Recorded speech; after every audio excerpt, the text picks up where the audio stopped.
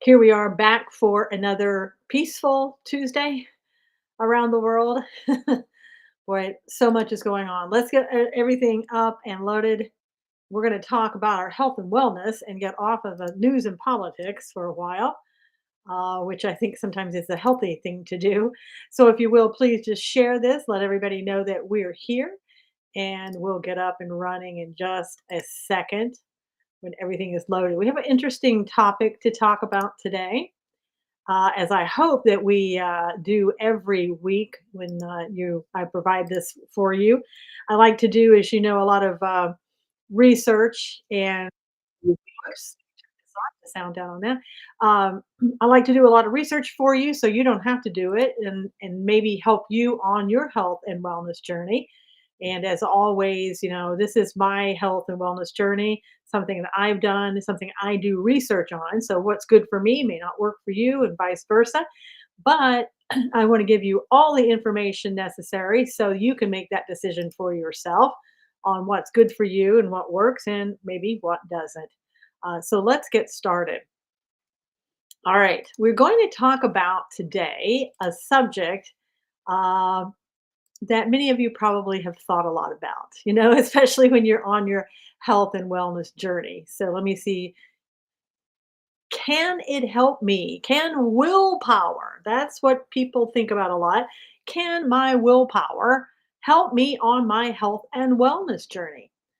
Looking at that, one needs to ask, what is willpower? Well, willpower by definition is control exerted to do something or restrain impulses. Hey, Curtis. So basically, willpower means you're stopping yourself from doing something, or you're exerting your power, let's say, to do something, or you just, as I said, you restrain yourself from doing something. So, willpower, as you know, and we hear it a lot, it takes a lot of willpower sometimes to do this, or somebody's lacking willpower because they can't seem to control themselves. So, will willpower help me on my health journey? Well, according to one article on livestrong.com, the answer is no. Nope, nope, no.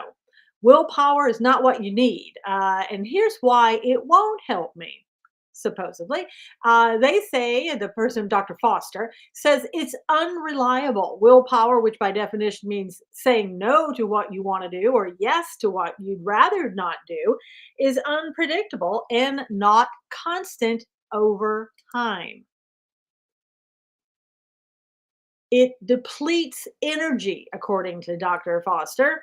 Willpower, which is essentially the opposite of forming a habit where behaviors are automatic and occur with little thought, requires immense intention and conscious effort. Number three, it can be shamey. Willpower is perceived to be a strength, so when it fails, there's almost instant self recrimination. Your inner critic starts up, I'm not good enough, what's wrong with me? And I have to stop for a second and say that sounds to me a lot like excuse the political term here, a leftist kind of way of thinking of, if you say somebody doesn't have willpower and it's shamey, what about the fact when you say somebody has willpower and it's something to be commended, right? We're always worried about, how it makes somebody look if they don't have something like the leftist shamey, but we never talk about what an accomplishment it is that if you do have the willpower to do something, you should be commended on it, congratulated on it. But we don't seem to think that way on the left. Curtis says sugar is a powerful force. It certainly is. It really, really is. Okay. Now, so if willpower won't help me, what will? Well, according to Dr. Foster, work on habit building. People who prioritize healthy behaviors often rely on a set of habits rather than willpower. With practice and repetition, habits become second nature, require almost no thought, and can lead to success. Yeah, okay, let's just keep going.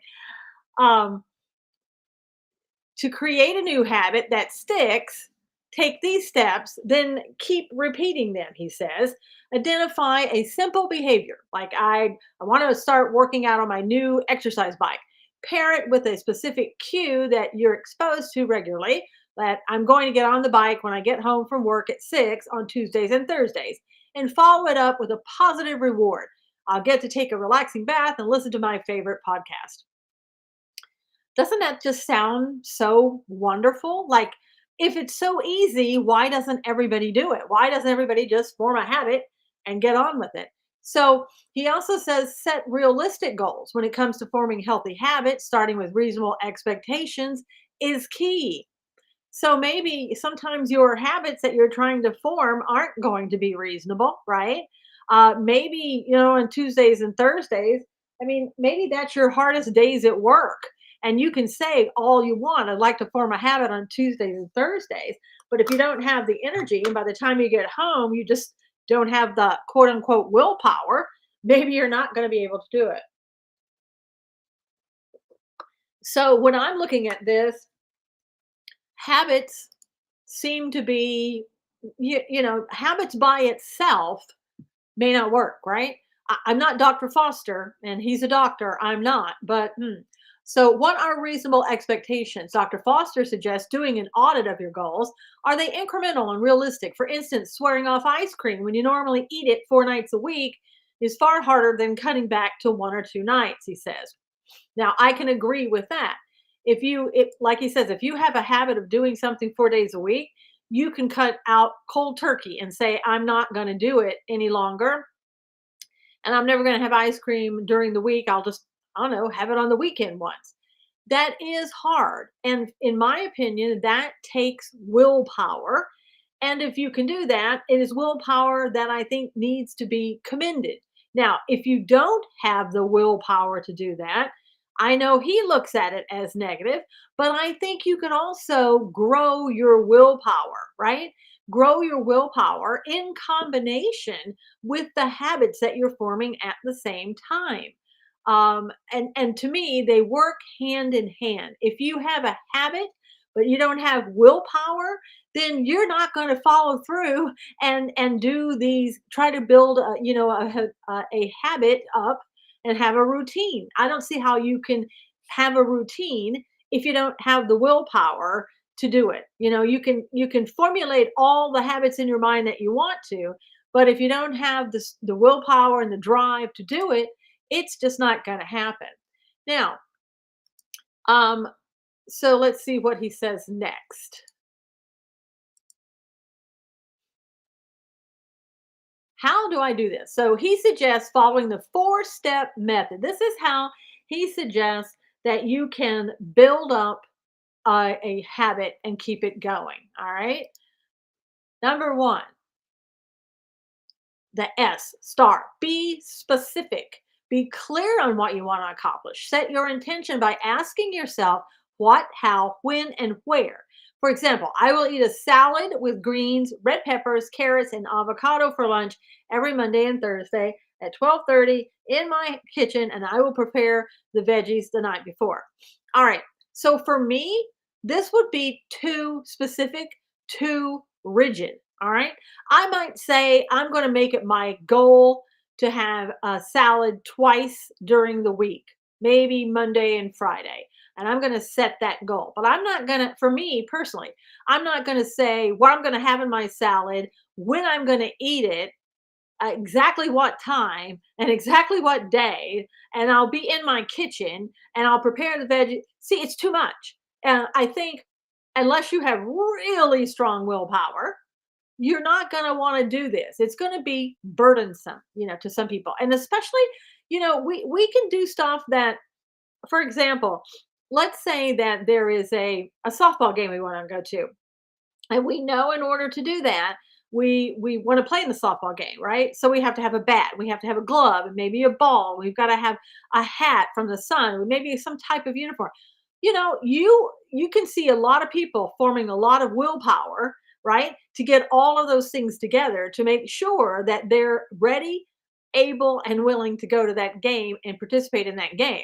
That's easy to do. Why? Because we want to do that. That's fun. It's something that We're not looking at it as, oh my gosh, this is for my health and wellness. When we start looking at health and wellness, we kind of look at it as burdensome. I'm not saying everybody does that, but a lot of people do. They're like, oh my gosh, do I have to do that? Do I have to really cook something? I really don't want to cook something. I want to pop something in the microwave. I just want to get this over with and I want to go on about my business. It's not that same excitement that you may find towards something else that is more fun. But it's something that I think, again, if you're going to build a habit, you have to have the willpower and the drive to say, look, this may not be the number one thing that I want to do, or it may not be the most fun thing I've ever done in my life, because that's the way we are kind of trained to think, right? But I'm doing this because if you have grandkids, I want to be around for my grandkids. If you're a parent, I want to be healthy for my own kids. I want to be able to go out and play with them. There are a lot of people that are tremendously overweight and they can't play ball with their kids or run around with their kids, and their goal is to lose weight, to be healthy, to be able to be the best parent that they can be for their kids. And again, I think that takes willpower. And in that willpower, you can start setting up habits that will help you keep it up and keep motivated and keep going. But you always, in my mind, you have to have that visual in your mind about where you're going and why. Now, he said to form a habit has to be truly doable. Again, realistic expectations are essential to set yourself up for success. So, taking the above example, if your week is looking busy, commit to prepping one salad instead of two.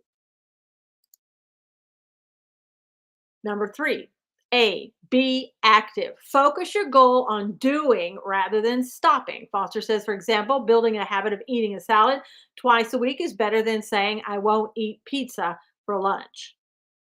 Yes, but in order not to bring in that piece of pizza with your salad, you got to have willpower. You got to keep in mind the reason I'm not eating that pizza, even though I may love pizza, is because I am dedicated.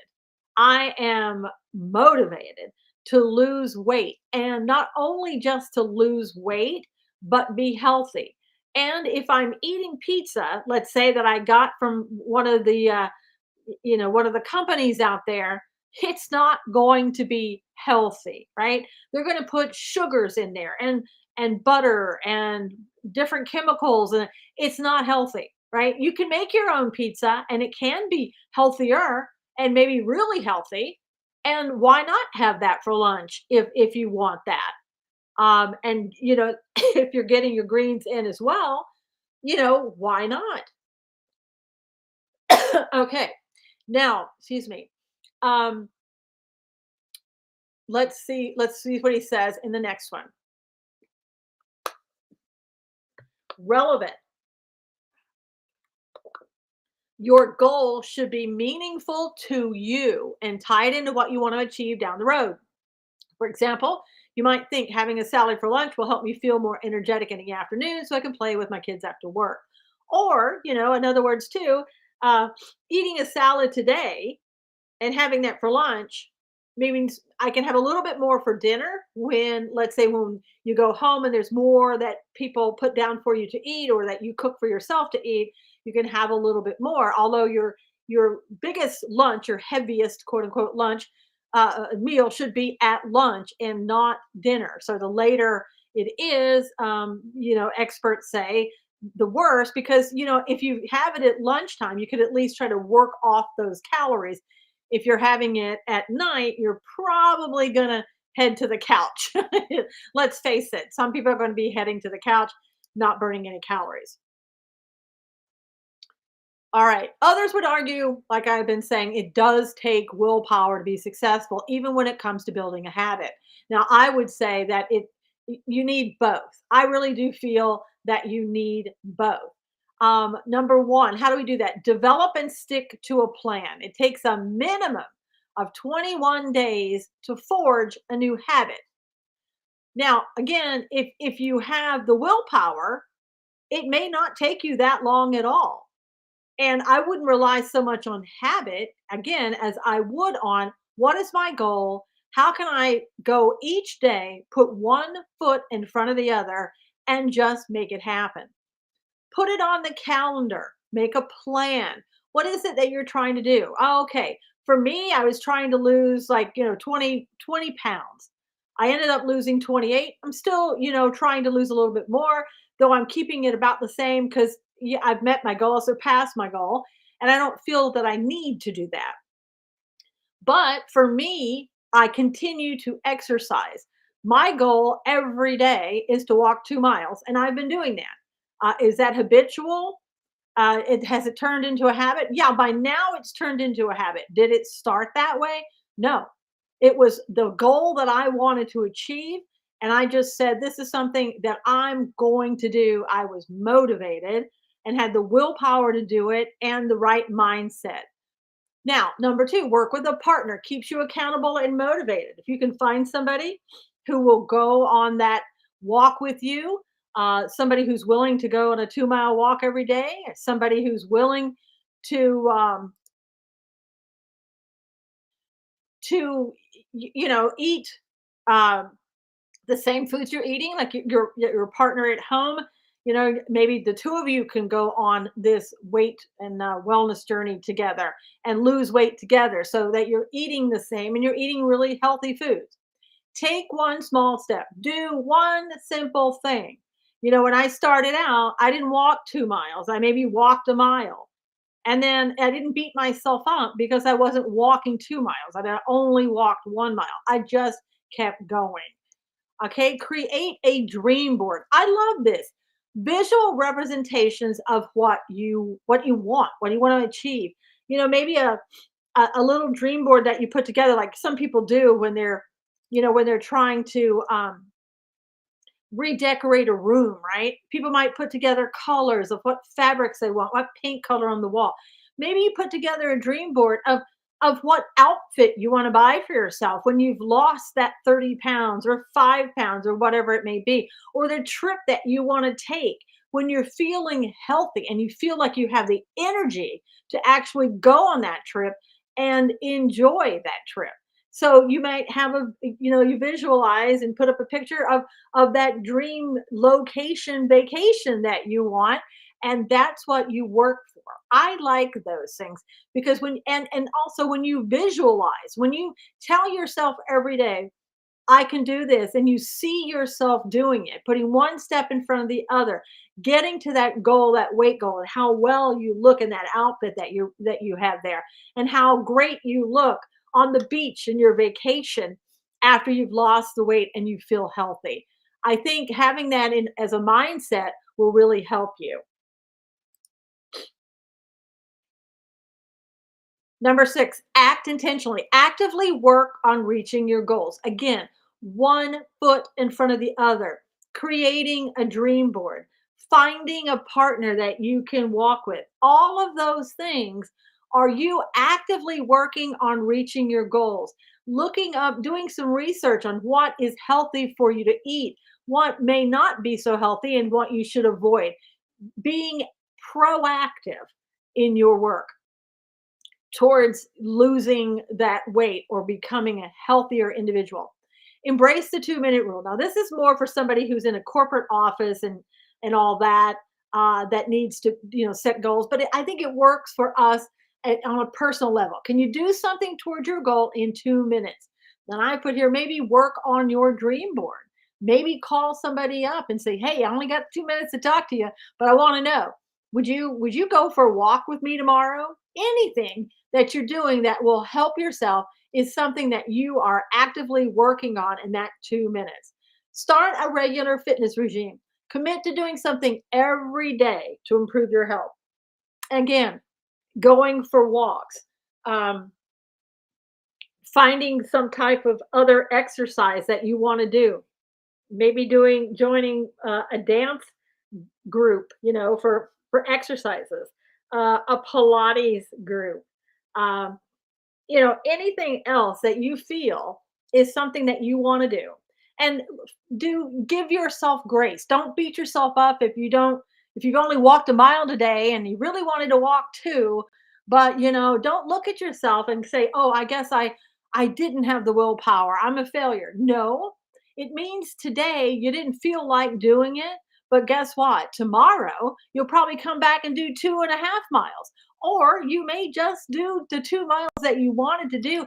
And therefore, you have been successful that day in doing what you wanted to do. Number 10, use change management. Use apps and other devices to record your progress. I know in the App Store, there are apps that tell you how many miles you walked, how many steps that you took, uh, how many calories you burned. Those things can be motivating because they help you understand that what you're doing is the best that you can do, and that you are taking the initiative to help yourself, and that's what's really important. Now I want to show you a video. It's going to be about a 3.5 minute video. It starts out talking about a particular company, and you'll see what that is, and about some of the things, or one thing really, that they serve at that company. But it ends up talking a little bit more and getting more into a positive frame of mind that I think is like really good to hear. Also, the I will tell you that it's my understanding that the company has denied what this person in the video is saying at this lecture, and so I'm just presenting both sides of it. Uh, for me, whether it's true or not, it's something again to look at, and if one or two things of it is true, wow, I could tell you I have the willpower not to eat those things anymore, okay? And I will make a habit of it as well, of not eating those things. So let me bring this up and get this started for you. Go all the way back here. Here we go. All right, here we go. Fast food companies and other food processors drive down the cost of food relentlessly and force economies of scale and efficiencies, or what are called efficiencies, on farming. And I'll just give you one example. If you go to McDonald's, anywhere in the world, you will find French fries, or chips as you call them, and you will find that they're always made from the same potato, the russet Burbank potato. This is a potato from America that's unusually long and difficult to grow, but that's what they want, because when you're McDonald's, you like those red boxes with a little bouquet of very long chips.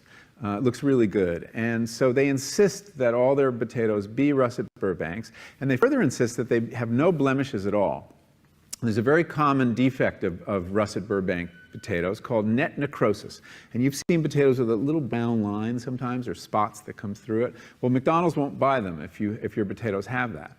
And the only way to eliminate that is to eliminate an aphid. And the only way to do that is with a pesticide called Monitor that is so toxic that the farmers who grow these potatoes in Idaho won't venture outside into their fields for 5 days after they spray. And then when they harvest their potatoes, they have to put them in these atmosphere-controlled sheds the size of a football stadium because they're not edible for 6 weeks. They have to off-gas all the chemicals in them. So you see, the desire for a certain kind of chip leads to a certain kind of agriculture. But the other thing on the health side, when I started learning about nutrition, about which, by the way, much less is known than you might think, that the scientific understanding of nutrition is still very primitive. But I learned that what mattered most about one's health was not necessarily the nutrients, good or bad, that you were consuming or staying away from, or even the calorie counts. But what predicted a healthy diet more than anything else is the fact that it was being cooked by a human being and not a corporation. Corporations cook very differently than people do. They use vast amounts of salt, fat, and sugar, much more than you would ever use in your own cooking. And the reason they do that is those are three incredibly attractive and incredibly cheap ingredients. And when they're layered properly, as in a chip or various pastries and forms of junk food, they're incredibly addictive. And in fact, people in the industry, they don't talk about addiction in the food industry, even though they traffic in addiction. They talk about craveability. It's the same thing. And snackability is another term they use. It's a lovely word. Anyway, so I came to see that cooking has a huge bearing on our health. And in fact, there's been a lot of research in America that shows that even poor women who cook have healthier diets than wealthy women who don't. So you see, the usual class bias in the quality of diet is overtaken by this fact, this key fact. Who's cooking your food? Now, isn't that amazing? I mean, I think that is amazing. Not so much about, who did what and who's making the potatoes and how they're made. But it's amazing it depends on who's cooking your food. Isn't that absolutely true? If you go to a restaurant, if you've watched any show on cooking on TV, right? Hell's Kitchen or whatever show that might be, you see they smother everything in butter. They smother everything in salt. Why? It tastes good, right? But it tastes good, but you have to have the willpower not to eat like that, because keeping in mind that it is not healthy for you to eat that way. And the chemicals, if half of that's true about how the potatoes are made, who wants that in their french fries, knowing that that's the process that it has been through, if it's true, okay?